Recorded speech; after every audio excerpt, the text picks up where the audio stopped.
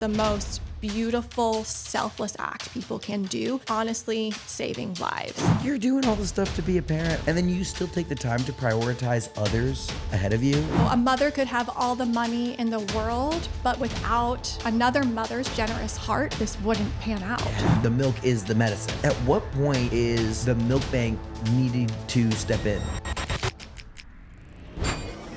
From South Bend to Evansville and everywhere in between, this is Get In, the show focused on the Hoosier State and the incredible stories happening here today. I'm Nate Spengel, founder of Get Indiana, and I will be your host for today's conversation. Before we get into the show, Aberdeen is Indiana's first agri-hood and wellness lifestyle community, and it's unlike anything else in the Hoosier State. This is an upscale custom home neighborhood located in Center Grove. But it's more than that. It's a new kind of community, one that's been carefully crafted to cultivate connection to people, to nature, and to a more active and intentional lifestyle. Picture rolling terrain, timeless design, trails, open spaces. It's elegant, peaceful, and designed for families, business owners, and empty nesters who are done with the noise and ready to live with purpose. Aberdeen isn't just a place to call home, it's a community to join. Go to aberdeenliving.com to schedule a visit. Now let's get into the episode. Today I'm joined by Lindsay McGuire, marketing leader, nonprofit advocate, mother of two, and the assistant director of advancement at the Milk Bank. Now she uses her storytelling superpowers to amplify the voices of NICU families and educate communities on the life-saving role of human milk. She was a two-time milk donor before joining the Milk Bank's advancement team, giving her a direct connection to the mission. Passionate about systems change, Lindsay blends content strategy, compassion, and community leadership to fuel long-term maternal and infant health equity, starting with Indiana's tiniest citizens. Today, we're going to be talking about the problem that new mothers are facing and how the Milk Bank helps, and hear stories of the impact they're making across the state of Indiana. Lindsay, welcome to Get In. Thanks, Nate. What a wonderful introduction. Thank you. No problem. Jenna on our team does a fantastic job. I always say she is like the ultimate internet sleuth. So we find out all the fun things. As a marketer, I get that. Yeah, right. And it's crazy. Like every year, it's just like more and more info you can find. I'm really excited to talk about the Milk Bank and the impact you guys are making in the state of Indiana, and really get educated on. You kind of said as you came in here, like not a lot of people know exactly what you do and who you serve and all these things. So I'm excited to dive in. To set the scene, we need to start off with the issue that you all are solving. So talk about, I recently learned right before this, you talked about Indiana ranking 41st in infant mortality rate. Let's start there. Yeah, so unfortunately, Indiana does rank 41st out of 50, and you want to be a low number, not a high number in that ranking. So it really is our mission to help more babies see their first birthdays. That's really a tenet, staple, core message for the work we're doing every day. So what the Milk Bank does is we ensure that infants have access to safe pasteurized donor human milk, especially babies who are in the NICU, very critically ill, medically fragile, to ensure they get the best start in life and really can see their first birthday. What is the leading cause that has our infant mortality rate so high in the state of Indiana? Yeah, so it's a very complicated, multifaceted issue, but one of the leading causes of death in NICUs is necrotizing enterocolitis, also referred to as NEC. So this is an intestinal disease that babies who are premature or low birth rate are very high risk for, and unfortunately has a fatality rate of up to 50%. So it is a leading disease within those NICU units. So we're 41st in infant mortality, but it's a coin toss if they get NEC, if a baby gets NEC, whether they make it or not. Correct. Oh my goodness. But there is some hope, and this is where we come into that picture, is studies have shown that babies who are provided a 100% breast milk diet have a 77% better odds of not getting NEC. So it really is even more past just nutrition, the work we're doing. It really is providing medicine to these babies. And overall, they have found too that babies who are low birth weight and premature, they have access to a 100% breast milk diet. They'll have a 75% better odds as far as that infant mortality. Well, talk to me there about when the Milk Bank steps in Obviously, we know you set the scene. The infant mortality rate is high, and breast milk, like literally, we kind of had it in our notes that the milk is the medicine, right? It can be medicine. So, at what point is the milk bank needed to step in? Oftentimes what it's going to look like is a mother is going to have just given birth. It's going to be within that first usually hour to 12 hours, 24 hours. If that mother is planning to breastfeed, usually they're going to try to breastfeed themselves. But if their baby's in the NICU, their baby's going to be separated from them. So then that also places further challenges on that mother because she's separated from her baby. She's more than likely going to now have to pump versus actually breastfeed, which is another layer of a challenge to have to do. And a lot of times women who deliver early, have a child in the NICU, they're facing birth traumas, they're facing the stress of having a baby who's critically ill, who's in the NICU setting. And for those who might not be very familiar with breastfeeding, your stress levels have a direct correlation to your output when you are breastfeeding and pumping, especially when you're pumping. So a lot of the women that we serve have challenges with their milk coming in, have challenges with the amount of milk they're able to provide. For instance, one of the stories we recently highlighted was Megan, and she had twins who were born early, and one of them didn't have neck but had another intestinal issue. He had a hole in his intestines that they had to do emergency surgery at 4 days old. And because of the trauma of her birth, so she had one vaginally and then one 5 hours later cesarean. And because of the trauma she had gone through, because she was away from her babies, she had just such challenges with her milk coming in. And she did everything she could. You know, she met with lactation specialists. She talks with her doctor. She was pumping on and on and on. And she just could not keep up. She was not producing enough. And so at that point in time, that's when her nurse and her doctor recommended donor milk. And she was here in Indianapolis. And so that would have been milk from the milk bank. So oftentimes what's going to happen is that baby is going to specifically need breast milk as essentially part of their treatment plan because it is the best fit for them as either a premature baby or a low birth weight baby. And so if mom is either not able to produce any or enough of that breast milk, then that's when the milk bank can come in with that pasteurized donor human milk. Well, give me a rough sense of how many children are born in the state of Indiana or just in general. Oh, that's a great question. I have no idea that stuff off the top of my head. That might be a ChatGPT question. But I can tell you last year alone, so we service the entire state of Indiana as well as Kentucky and Missouri.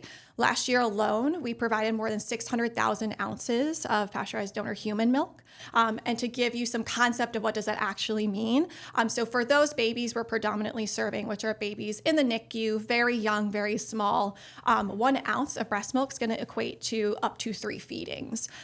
So if you do the math on that, that's about 1.8 million feedings last year alone. 1.8 million baby meals. Let's go. Okay, so 60,000 ounces. I'm trying to think of that in terms of like a swimming pool. Oh, 600,000. Oh, yeah. Okay, so yeah, I think we have 60,000 a month. 60,000 is a month, yes. A month. So over 600,000. Yeah, that has, I don't know how many ounces are in a gallon, but that is a massive tank. Math is not my forte. We're not doing public math on the pod here. Okay, so we have a total number of ounces and feedings. How many different individual children / mothers do you guys serve in a year?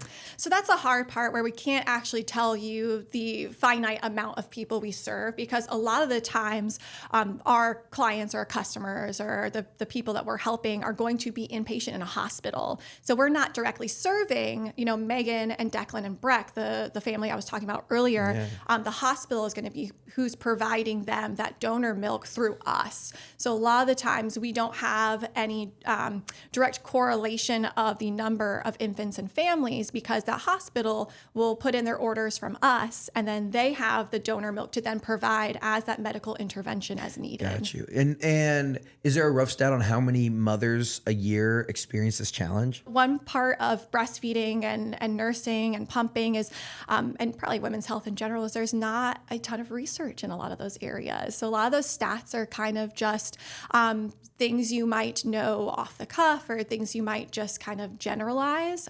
So I don't have hard stats on that. But one thing I will bring up is that research suggests that probably upwards of 60 to 70% of women who give birth prematurely have issues with their milk coming in. Oh, yeah. Mm-hmm. I mean, anything you talked about stress, like there's probably very few things that are more stressful in the world than like, you know, if you have a premature baby and they spend time in the NICU. Like I can only imagine. Oh my gosh. Let's talk about where the journey of the milk bank started. Like who was the person? So you served 3 states. Are you partnered with a lot of the health systems and hospitals? Is that like the main distribution? Yeah, that's a fine word to say. So Is that wrong? Yeah, I mean, it sounds kind of funny with like the things that we do, but yes, essentially that's what we're doing. We're distributing pasteurized donor human milk. So so last year alone, we partnered with 87 hospitals across 11 states. So we do service even outside our core service area. So we are under HABANA, which is the Human Milk Banking Association of North America. There are 30 milk banks across the US and 2 in Canada. So oftentimes we will partner with other milk banks when there might be gaps in services, gaps in coverage, especially for milk banks on the East Coast who are more temperamental to storms and blizzards and weather conditions. So yes, last year alone, we serviced 87 hospitals across 11 states. And then we also, too, have outpatient services as well. So oftentimes that's going to look like babies who have long-term critical health needs. So it might look like kidney disease, renal failure, failure to thrive, those kind of issues that are long-term and deeply ingrained. And then if their mother cannot provide all or any of that breast milk due to a variety of reasons, we do have outpatient services where we can provide breast milk in those situations. When did this get started? 20 years ago. 20 years ago. Yes. And that was is it kind of like your specific like indie, is it, what would you call it? Like the milk bank of? Yes. So we started 20 years ago. We've always been headquartered in Indianapolis. Oh, no way. Yes. So always been headquartered here, always predominantly served Indiana, although Missouri came very quickly. I would say anyone who's interested in learning more about kind of our history across those 20 years, we're building a virtual timeline to celebrate all those moments, memories, and milestones across those 20 years. And that has a lot of those moments and milestones, and like the first opening of our milk depot, the first opening of our Milk Express site, when we expanded to Missouri, when we expanded to Kentucky. Excuse me. But we have been in all 3 states for predominantly almost our entire history. Wow. I love that it started in Indiana. But it also kind of blows my mind that 2005 would have been the beginning of the milk bank. I'm guessing due to research and someone finally being like, you know what, this is something that should, like, how long have blood banks been around? That's a good question. I mean, again, I'm like putting all the dates. We're heavy dates today. Well, and I'll say milk banking has been around far longer than the milk bank here. Yeah. So just off the top of my head, in our network of milk banks, I think the oldest announcement I have seen is 40 years. I can't remember which milk bank that was, but so milk banking itself has been around much longer than 20 years, but we as an establishment serving Indiana, Missouri, and Kentucky, like you said, started in 2005. And we had a group travel down to Texas and meet with their already established facilities and decided to bring that up to here. Yeah, for those wondering at home, the first blood bank was created in 1937 in Chicago. Okay. And what about milk bank? 1909 in Vienna, Austria. Wow. So we are ahead of blood banking. 1910 in Boston. Wow. That's wild that it didn't explode the way that blood banking has. So this was interesting. You said you went down to Texas, or they went down to Texas and learned about the whole process. Take us through. There are lots of different individuals, right? So you have to have obviously the need. So you kind of have mother, child, probably hospital. Then you have to go to the milk bank and then donors. So like take us through the whole process of how like the whole thing works and how you're able to serve 3 different states and nationally 87 hospitals. One thing that's really fascinating in my role and the work that we do is we have, and I think this is part of the issue with why milk banking is different than blood banking, is I don't know the percentage of people off the cuff who are able to donate blood, but it's much higher than the percentage of people who can donate breast milk, because population-wise, there's only a certain amount of the population who has recently given birth and is lactating. So that already is a small percentage of the population. An estimated 37% of the world eligible to donate blood at any given time. And I think the estimate of those who are lactating is between 1% and 3%. And on top of that, you have to find a mother who in probably one of the most, if not the most stressful time of her life, wants to prioritize others. It is, I always talk about it's the greatest gift a mother can give, honestly, to someone else. It really is a service of the heart. But yes, there's a lot that goes into that, because not only is there a small portion of the population who can donate milk just in general, we also, because we predominantly serve those very fragile infants and NICUs and who have medical conditions, and we're trying to minimize the variables in their care, we also have very high screening standards and systems of ensuring the safety of that milk. And so there are oftentimes some, let's say, for instance, one thing is, so there's some drugs that they are safe to breastfeed your own child, but because of the infants that we serve and the variability of their care and the conditions they have, some of those you wouldn't be able to donate that milk to us because of that.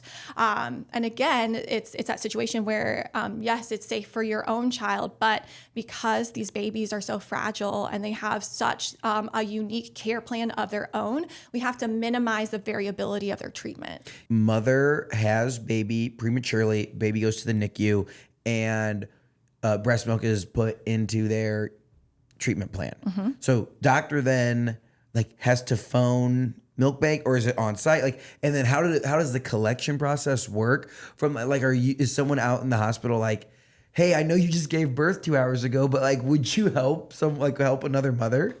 No, not at all how that works. And I will say too, if anyone listening is in Indianapolis or is able to travel to Indianapolis, I'd be happy to give you a tour of our headquarters, especially the week of August 4th. That is our actual birthday. August 5th is our birthday this year. And so we are doing a week-long tour extravaganza. So we'll have multiple tours every day that people can drop into and see the process from intake all the way to that distribution point. It is so cool. And to see a milk lab working and to walk through kind of what we're going to talk about, the whole process, it's so cool. August 4th? The week of August 4th. Okay. Yes. So the Milk Bank Tour Extravaganza. Sure. Yeah. Birthday celebration.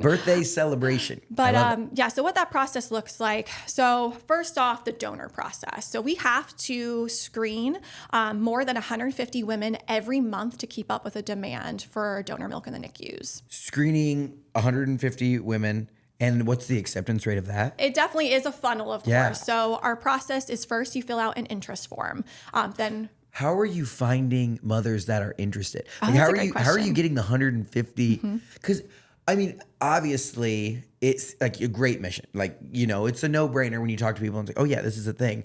But it's easy for me to say because I'll never be in the position to sign up. But I'm everyone should do that. It's but I'm also not gonna go bark at all my friends and their wives and everyone who's just had babies and say are you donating them? It seems a little that would be hard to convince people. I wouldn't say it's hard to convince people, but I think you just have to have the opportunity. You just have to be in a situation where you are lactating and you are breastfeeding or nursing or pumping. And this is going to be a really it's just going to show that I just don't know very much.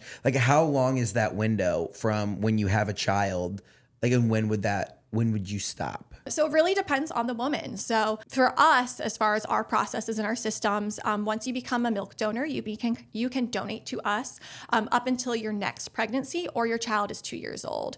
The reason for that is just your health indicators might change in that time period window, and you would just have to go through that approval process again. I got you. Okay. But it really is up to the woman.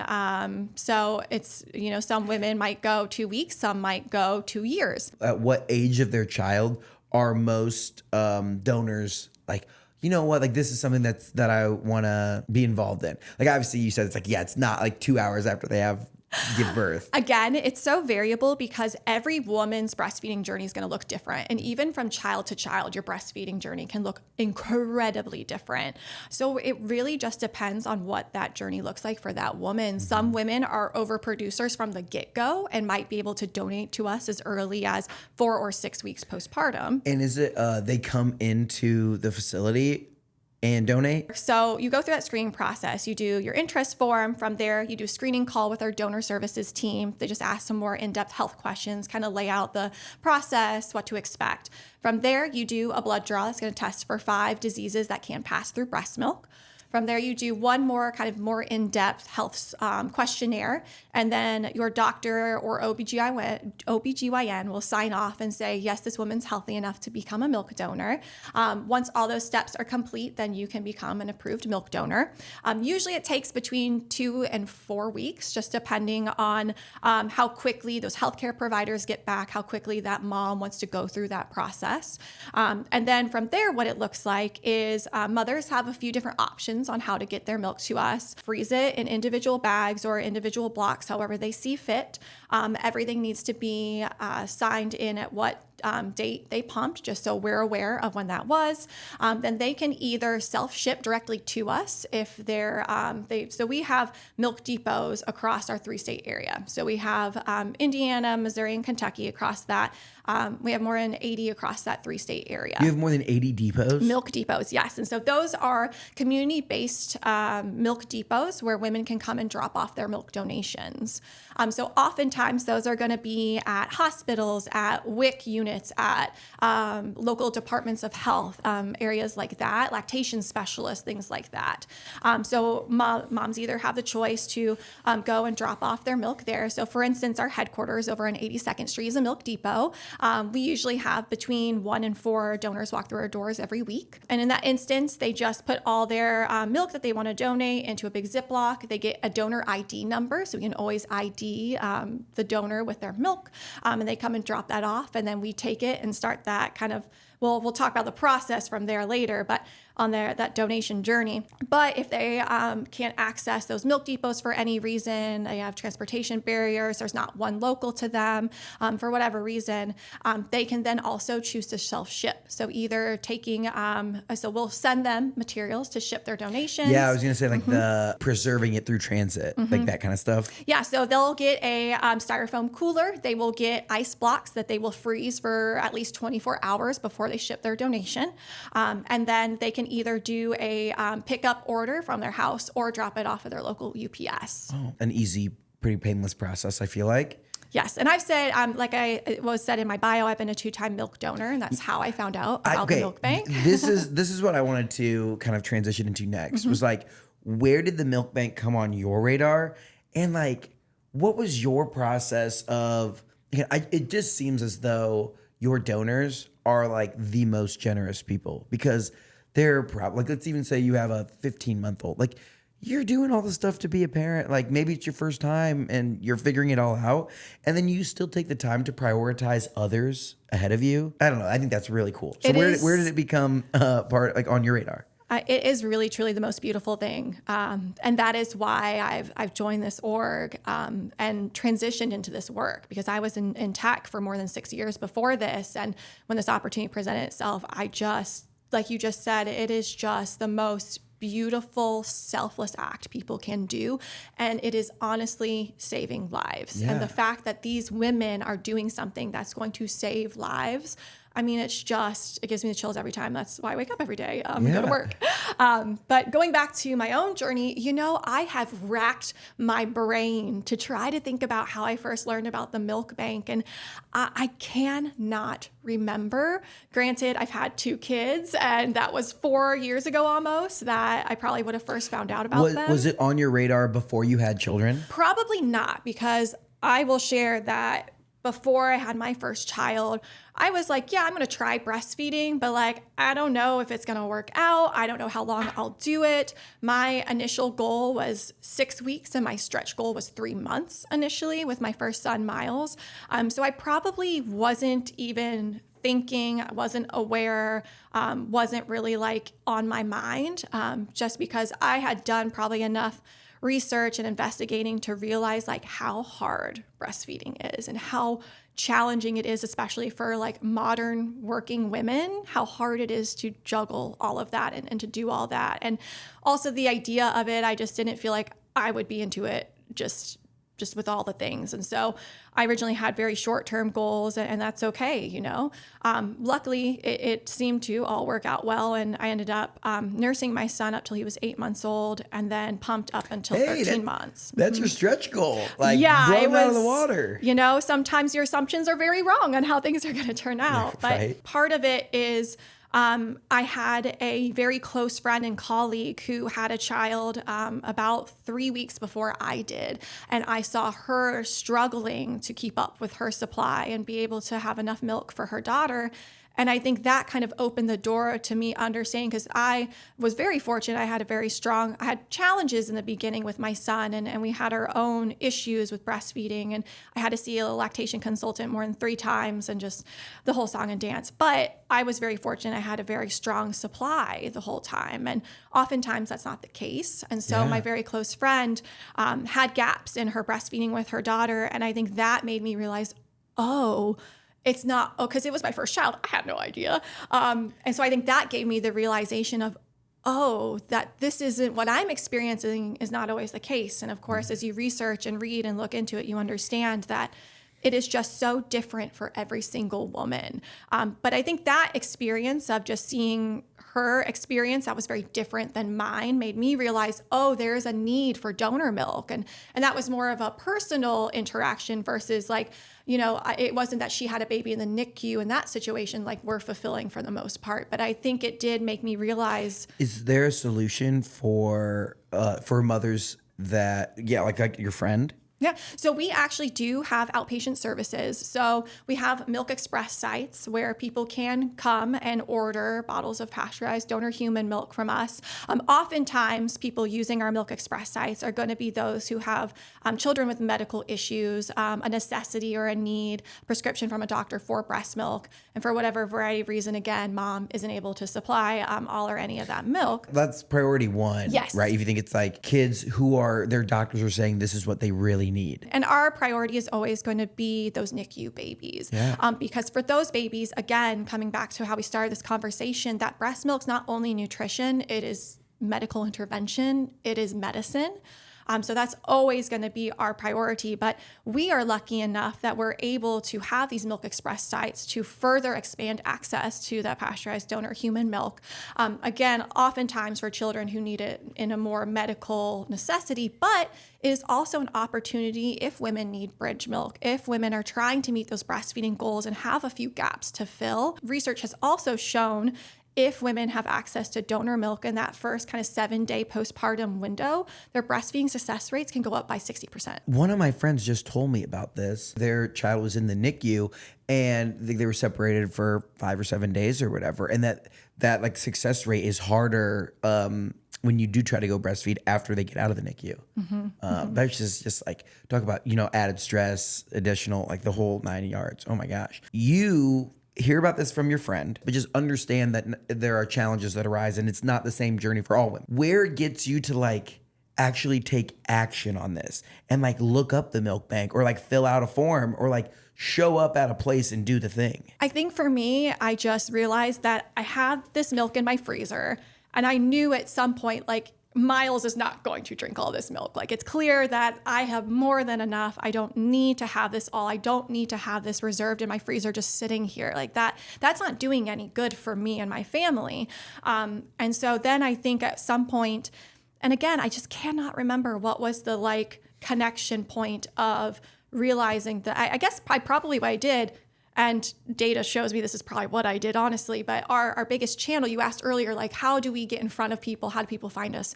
Our largest channel is SEO. I was going to say, and organic search. What to do with excess breast milk? Yeah, is that 100%. That's all, seriously, our analytics are always so wild when it comes to our channels because organic is just always so much higher than any other channel we have.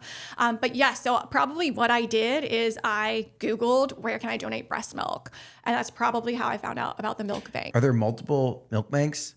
Across the country, there are 30 accredited milk banks with Havana. We are all separate entities, though. If I put what to do with extra breast milk in Indiana, you're number one on SEO. Come on, the milk bank. So that's oftentimes how moms find us. They either Google it, they might ask a friend, or we do a lot of outreach and events in our communities too as well for those who are pregnant, newly postpartum, new moms. But again, I think I probably just Googled it. And my first time I did a mix of, there was a milk depot close to my house I use, and then I did self-shipping probably once or twice kind of earlier in my postpartum when things are just really haywire. At what point after birth, like how old was Miles when you got involved? Maybe 3 or 4 months old. My friends are all in this, like they're having their first baby and like just hearing their stories. Like it amazes me that, you said 150 donors a month. Take time in this super hectic and stressful experience to prioritize others. And you talk about like what gives you chills, like the generosity there like gives me chills. Like I think that's just so impressive. How many mothers have excess reserves and they don't know what to do with it? Like how many do you think potential donors could you get to? So many potentials out there. Yeah, for like 150, you have to imagine like there's I don't know, thousands of mothers at any given time in Indiana. Oh yeah. So the way we're trying to get in front of people to ensure that everyone knows, because we talk about the fact that the worst time to know about donor milk is when you need donor milk. So part of my reason for my role and the milk bank having me in my role is to ensure that we can help the general public, because it's not just women who need to know about this. Everyone needs to know about this, because generally speaking, most people are going to know someone who is either going to give birth to a baby or adopt a baby or take custody of a baby. And so being aware that this is an option and this is a choice that people can have.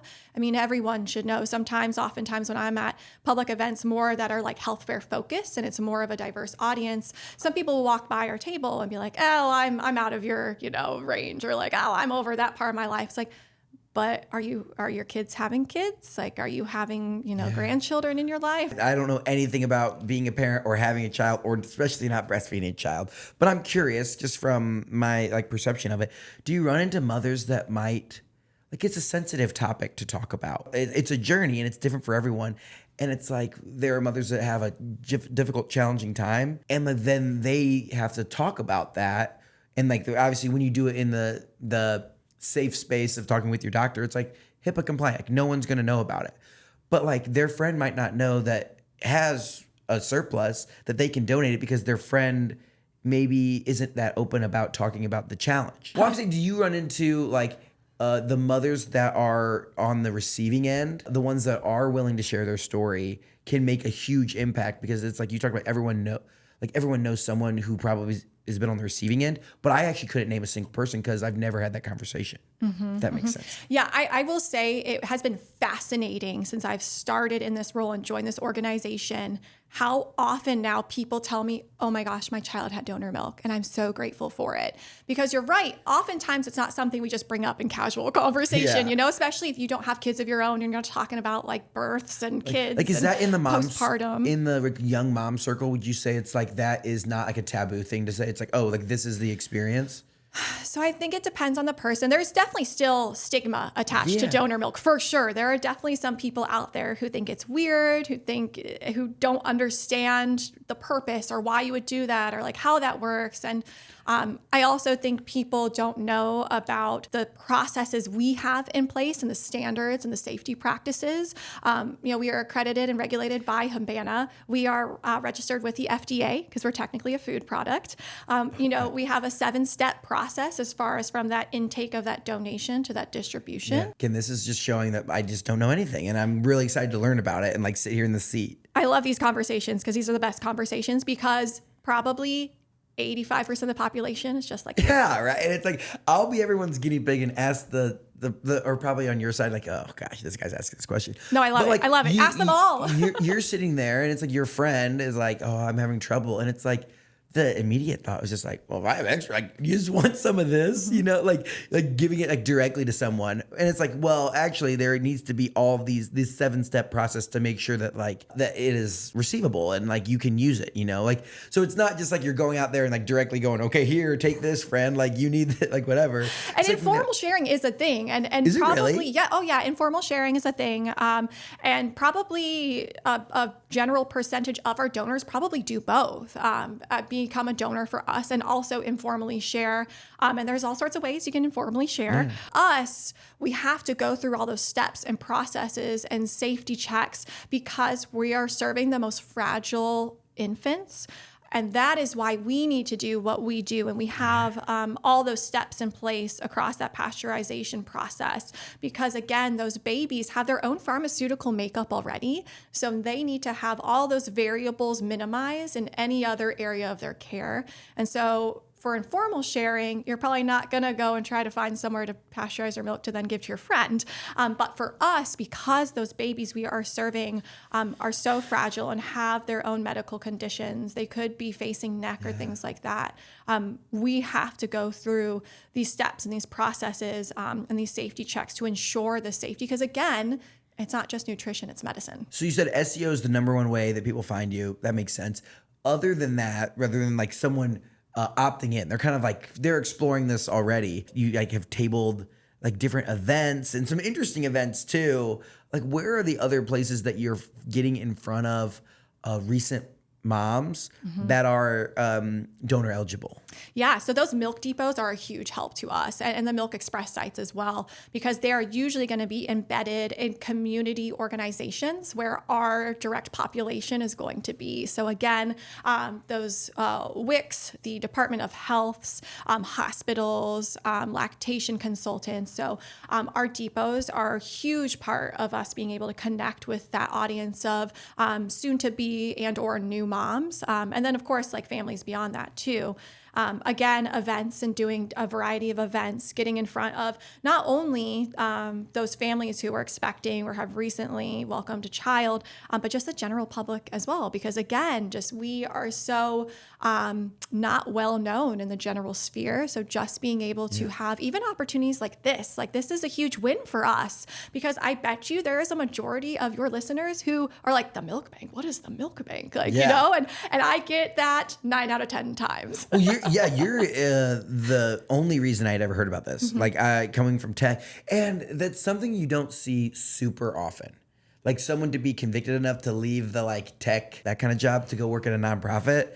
It's like you got to have a lot of conviction in the thing that you're, you know, out there helping develop and helping market and advertise. So like I saw you joined this fight 2 years ago?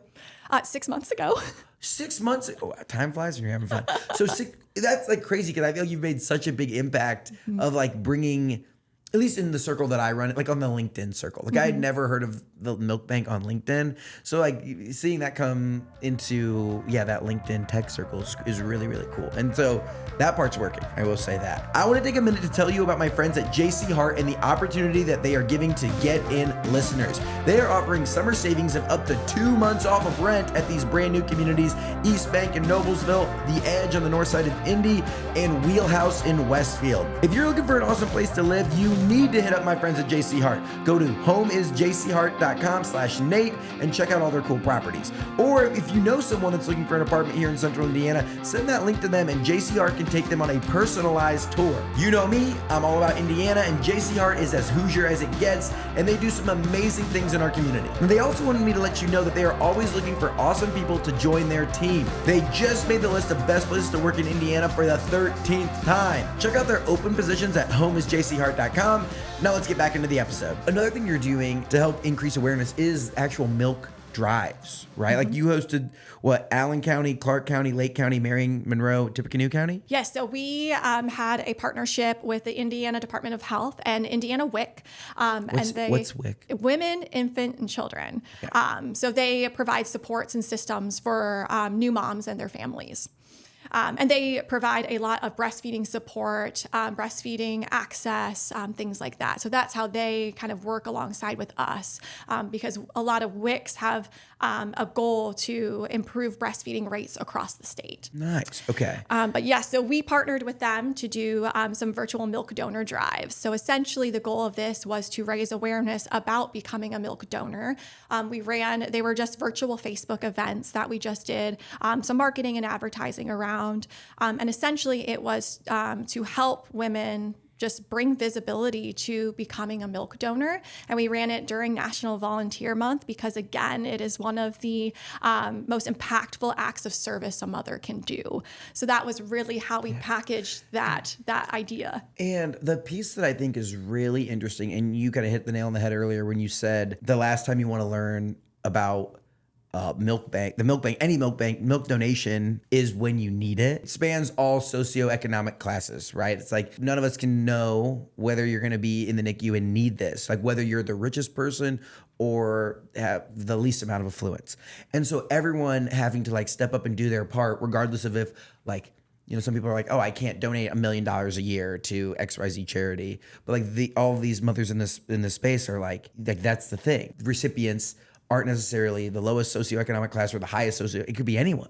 Like that part is just so interesting. Like being able to like give this such a spectacular gift. And we even have a page on our website that says something to the effect of, you know, a mother could have all the money in the world, but without, you know, another mother's generous heart, this wouldn't pan out. Yeah.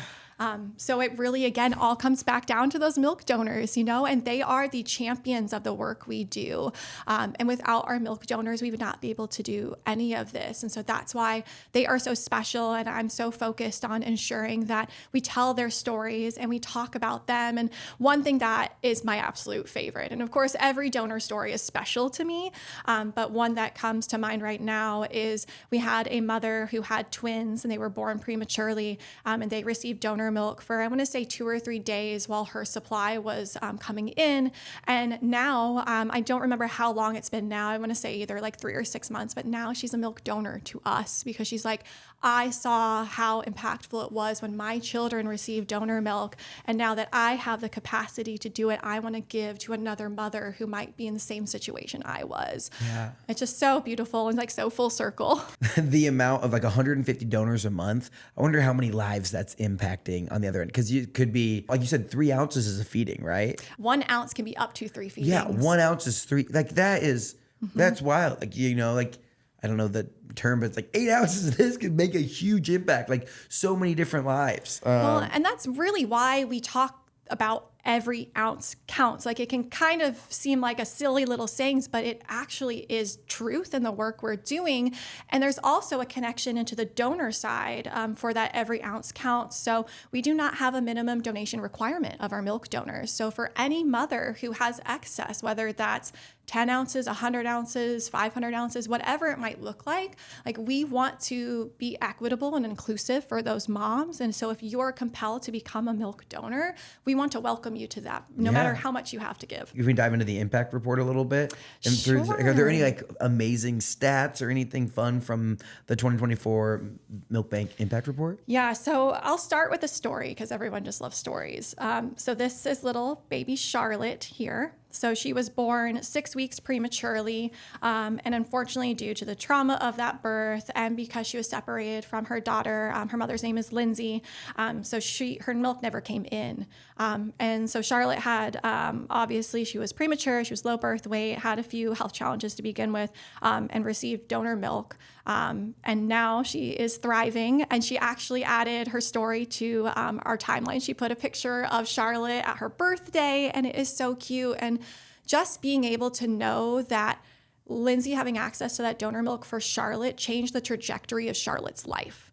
I mean, she can say without a doubt, because Charlotte had access to donor milk while she was in the NICU, she is now a healthy, thriving baby. I mean, that is so powerful. And what's really cool now, too, is Lindsay now can go out and share the story of baby Charlotte and work together with us to raise awareness about the need and the necessity. And because if you've never had a baby in the NICU, there's a lot you might not know or understand. Neither of my children have ever been in the NICU. I have friends who've had babies in the NICU, but not up until recently. And so I think the more that we have those champions who can be open to share about their experiences, it helps even more because like you were talking about, there's so many areas of the work we do where people just don't talk about it for whatever reason. Like if you could just snap your fingers and have X amount of ounces like available for new mothers. Like anyone? Like, yeah, I'm saying like what kind of deficit are we trying to make up here to? If someone wants to endow us $10 million. Yes, right?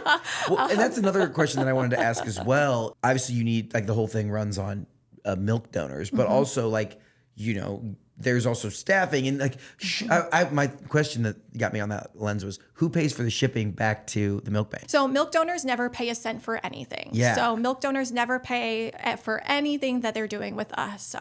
So we cover all the costs of that. And then how we cover those costs is part of that is the revenue coming in, and then part of that is the philanthropic giving. Do hospital systems pay?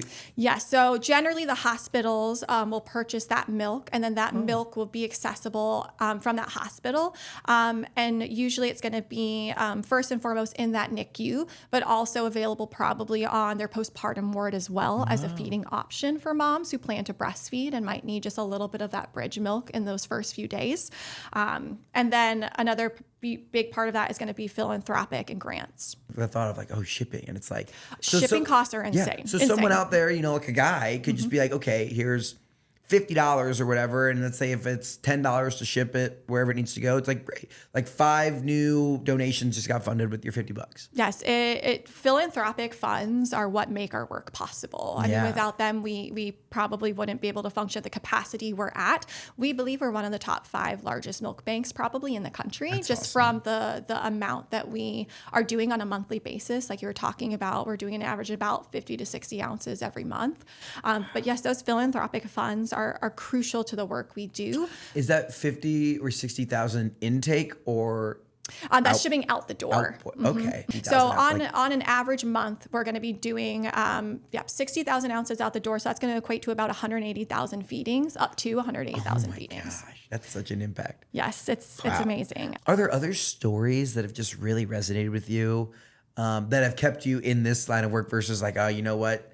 Let's go back to tech and make that run. Well, going back to the story I told earlier with Megan and her twins, Declan and Breck. So they are 10 years old now. And so they came back recently and did an interview with us. And we had Declan and Breck sitting with their mom, Megan, as she shared their story. And it was just... So, I might get teary-eyed right now. Oh, no. Sorry, y'all. I'm a very emotional person. I love it. But it was just so cool to see these little, I wish I had their picture right now with me, but these little tiny babies who had, all of these little wires and, their apparatuses and Breck had a colostomy bag for 6 weeks when he had that surgery at 4 days old. And then he had a reparative surgery at 6 weeks old again. And just to know that because they had access to donor milk and now like they can sit in front of me and they can tell their story and talk about the impact of that. And they actually drew a thank you picture, and we put that in our cards going out to our donors of Fund and Ounce, which was our biggest fundraiser we just closed. So it's just really amazing to have these moments where I can see the impact on these babies and these real people. And it's just so beautiful. And another story I'll bring up too, which again, talking about that outpatient access and those Milk Express sites, we were at a community baby shower up in Lafayette, Indiana. And we had a woman stop by our table and say, "Oh my gosh, the milk bank, I love you all. Like I'm at your Milk Express all the time," because she was adopting a baby in January. They were waiting for him to be born. And her and her husband were able to get donor milk from our Milk Express for him. And it was just such an amazing story to know that, yes, our number one is always going to be those babies in the NICU because they are the ones who have the highest critical need. Yeah. But to be able to have access for families just like Cheryl and Bobby and little Matthew, I mean, and they did an interview with us too, and he was there drinking his donor milk on the interview, and it's just like, to see it happen is just... Oh my gosh. It's just like one that you talk about that not enough people know about. Mm-hmm. Like, because, all the things and the ways and the nonprofits you could donate to, it's like, this is one that I have shifted my perspective from milk as just a food source to also like the medical impact of breast milk for children. Like, that is a good perspective change to just start there for a lot of the listeners.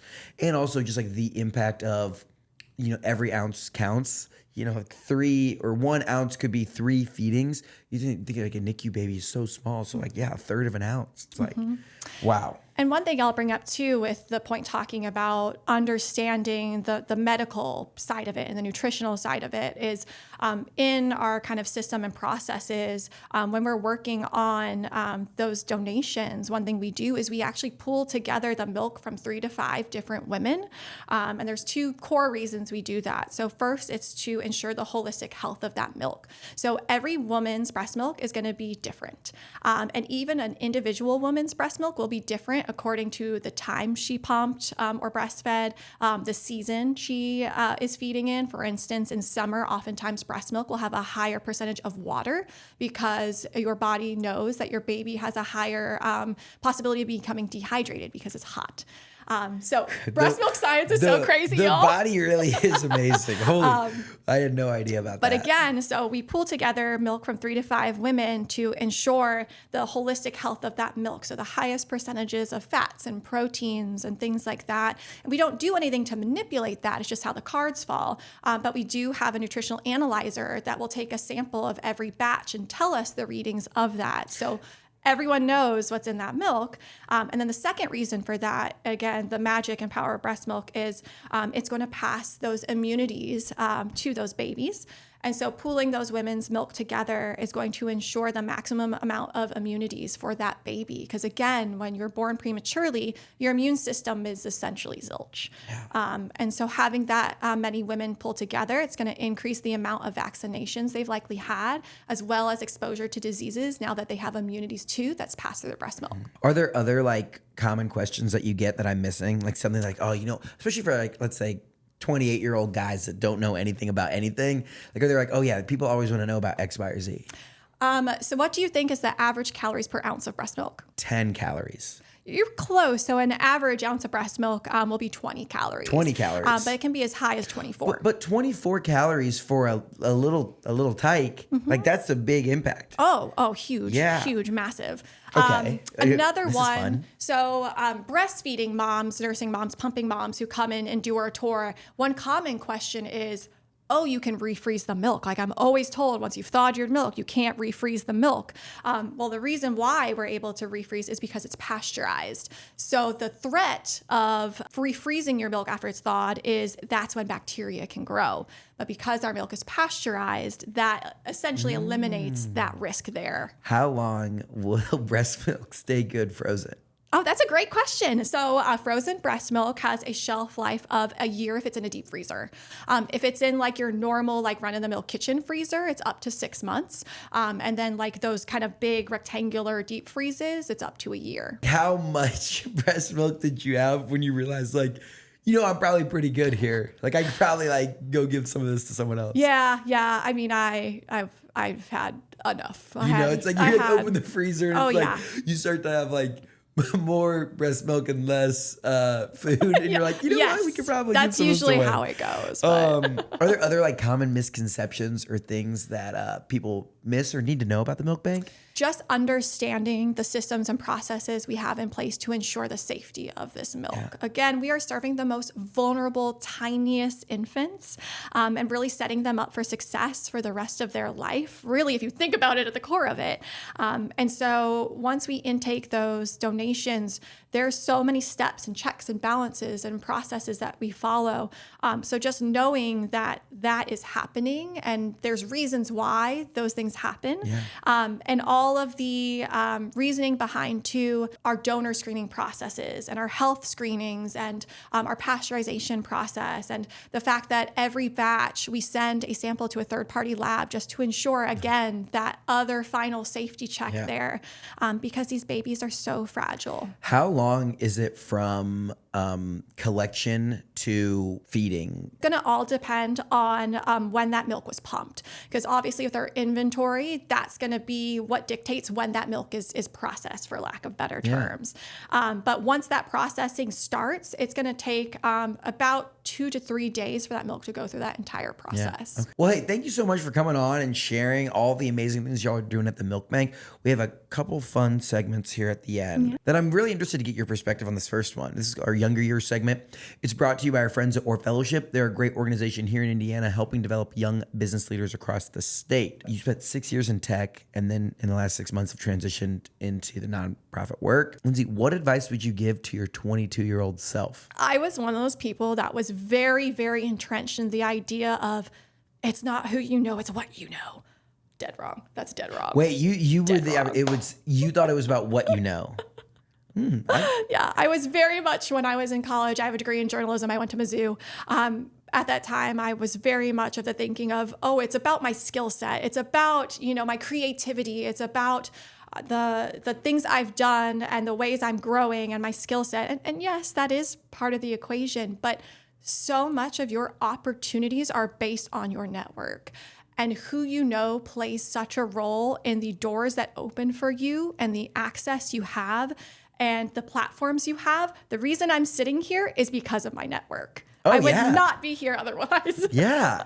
Well, and it's like, I don't think that's like a call that like, okay, you can just like BS and network your way into anything. It's like, you have to be able to deliver once you get the opportunity. But if you were just strictly like the best resume person, like there are a lot of doors that won't be opened because you're not out there like having people like, hey, you need to meet this person. And like that person leads to the next person. And all of a sudden you're like, meeting and doing a podcast and like learning about this thing that I had never heard of before. Like, I just think that, investing in your network, especially at 22 and not thinking of it as like a transactional thing. Like, oh, I just need to collect as many business cards as possible. Like blah, blah, blah, blah, blah. And it's like, no, like be able to back it up. What you know is important.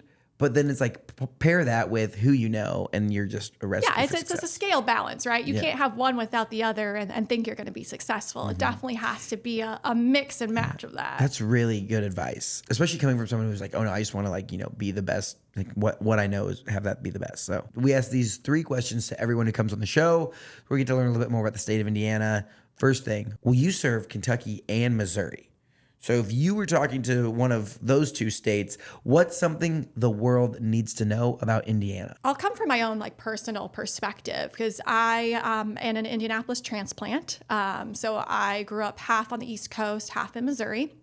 And then I took a weird stint in the South. But I'm here now and I'm back in the Midwest and I love it. One thing that really stood out to me, because I knew absolutely nothing about Indiana before I moved here, like literally nothing. When did you move here? I moved here in 2017. Oh, wow. Yeah. You're fairly net new Hoosier. Yeah. I didn't know a cousin of a friend of a half sister of anybody, zip, zilch, nobody. You just show up in town. So it's because my husband. Oh, okay.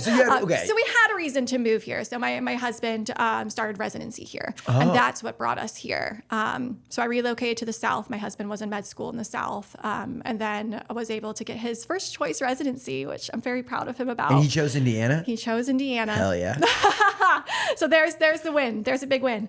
But anyway, so I knew absolutely nothing about here. And one thing that really surprised me was the diversity that is here, the diversity of cultures, the diversity of foods. It was just very surprising to me because I think conceptions can be that Indiana is your very run-of-the-mill cornfield Midwest. Tell my Instagram comments this one. They're going to eat this one up. Yeah. They're going to love it. I mean, and there's definitely places where that's not true, right? There's definitely areas where it's not true. But for me, when I moved here and I had access to an Ethiopian restaurant 5 minutes Where'd you live when you first moved to town? So I was in Castleton originally. Yeah. Okay. Oh, the international market that's up there. Do you know what I'm talking about? Up by the Castleton Mall? Yes. I don't know. Saroga, right? Saraga or something like that? Yeah. Yeah. Talk about diversity. That is a very, very diverse place. Yes. And all the amount of Asian markets we have here and just the opportunity and the Middle Eastern markets we have too, and the access to really great Middle Eastern food and Ethiopian food and Asian food. And that just really surprised me. Granted, Indianapolis is a larger scale city. And so that probably plays a role in that too. Yeah. But I just was not expecting the amount of diversity and options. And also, you have to understand too, I had been living in Alabama for 3 years before this. And so I lacked a huge amount of that. And you were probably I bet in first glance, you're, oh, great. out of the frying pan into the skillet, like Alabama to Indiana. And then you actually show up and you're like, oh, like the way the whole state is painted, some of it is obviously true. You know, like the truth is somewhere in the middle. But it's not like from top to bottom, 92 counties are all the exact same thing, which is interesting. And that's something that I love about Indiana. A place or part of the state that maybe doesn't get as much love as it should. What is a hidden gem in Indiana? The Agri-Park. I absolutely love the Agri-Park. Over my head. What's the Agri-Park? It's up in Fishers, and it's run by the city, and it's an open working farm. And so they have you pick all through the summer, and they'll tell you what is ripe and fresh, and you get a basket, and you can fill that basket up with whatever is ready to be picked. What? And a 33-acre urban farm. I love it. We go probably once every other week, I'd say, as a family. They have a playground, they have a walking trail, they have animals, they have specialty classes they host too. And they've actually just built a brand new building on site where they can host some of that curated content. Like, you know, I know one time they had like, you learn how to make pasta sauce from items from the Agri-Park. No way. It is so cool. And I am very much a garden girl. I love food. I love cooking. I love nature. Both my parents are master gardeners. So it's just kind of in my blood to like be obsessed with the Agri-Park, but it is one of my absolute favorite places. I actually, I'm one of the Hamilton County Leadership Academy ambassadors, and they'll have us write articles for their blog. And I actually wrote one about the Agri-Park because I just love it. I just love it. I mean, no, so cool. They do summer camps, I think, for kids. They have an excellent fall festival where you can get, I think, up to 2 pumpkins per person from their pumpkin patch. The Fishers Agri-Park. This opened in 2020. So smart. And they're building a second one. Yeah, okay. On the west side of Fishers. I just saw Fishers Agri-Park West. So very cool. Yeah, tons of produce. They have livestock. They have animals. If you ever want to go take videos, I will be your sub video person. I'll take you on a tour. Oh my gosh. Really, really cool. Oh, and there's new developments coming, 2025 developments and expansion. The Fishers Agri-Park. You can go, is it like, does it cost to like? No, pick? it's all free. So I could just go pick some fresh herbs or some produce for free. Yep. Farmers markets are. And what's really interesting too is a lot of times they'll have 2 options too. They'll have the you pick where you can go in and pick it. And I think it's really cool for kids to experience too, to be able to see where their food comes from and what real vegetables and food looks like. But also oftentimes they will have a booth at the front, which will have like the excess items that they've picked themselves and that you can then take home as well. So. Well, that's so smart too. Obviously, transportation still getting there, but like you think of food insecurity. We had, oh my gosh, Pack Away Hunger, Indiana, and they talked about like 1.8 million meals are missed in the state of Indiana a year. And it's like and a big piece of this is like in those the lowest socioeconomic places is like the need for fresh produce. So it'd be interesting to see like as this expands and they add more of these, how that also makes an impact in the community and the nutrition. Think about start from the beginning, right, with milk bank and like nutrition and that for kids, and then or for like infants, and then you get into like toddler and children as they get older and like the need for this. Wow. Well, and you brought up the idea of food deserts. If you really think about it, breast milk and access to donor milk could be the first food desert a child faces in their life. Wow. Look at that. The Agri-Park and Fishers. I love it. Final question. This is how we learn about new Hoosiers that are doing cool things, potential podcast guests, the whole 9 yards. Who's a Hoosier that we need to keep on our radar? Someone who's doing big things. I will give a shout out to one of my mentors, Danola Burton. She's amazing. She served in an HR role at Eli Lilly for many, many years. I was connected to her through Pass the Torch for Women, a local organization that connects women with mentors. And I think we got connected like 3 years ago now, and she is still one of my greatest mentors. We meet probably once a quarter, once every other month, depending. And now she owns a publishing company. She's a fabulous speaker. She's an author. She's just a really wonderful example of what a woman can achieve in her lifetime. And she has 2 children. It's just, she's been very inspirational to me, and she's been a great sounding board for me as I've navigated a lot of things in the past 3 years that I've known her. I mean, I want to say she has probably known me through when I got laid off. She's known me when I went to, a very small scale startup. She's known me transitioning into nonprofit. So she's seen a lot of layers of my life and becoming a mom. And I just think she is just a powerhouse woman, and she just does so much, and she does it so well. I love it. Danola Burton. All right, we're going to keep her on the list. Lindsay, thanks for coming on and sharing the amazing impact that the milk bank is making across Indiana, Missouri, and Kentucky. You just really enlightened me about these challenges that new mothers and small babies and NICU babies face, and the idea of thinking of breast milk and that piece as not just meals, but also medicine. Like, I just think that I learned, especially as a 28-year-old, like, I don't have any kids or anything, but it's down the road. Like, I'm interested in this. I think that this was a great conversation that helped enlighten me, and I know that the listeners will feel the same way. So thank you for sharing your story. Yeah, thank you. And like I said, if anyone else wants to have these conversations, if you want to see behind the scenes, definitely come visit us the week of our birthday for a tour. You can follow us on social media to kind of stay in the know of when we're going to release that sign up form. But I would love to give you a tour. So thank you for having us. Yeah, and if people want to connect, what are your social handles? How can they find you and the Milk Bank? Yeah, so the Milk Bank's going to be at the Milk Bank across Instagram and Facebook, LinkedIn as well.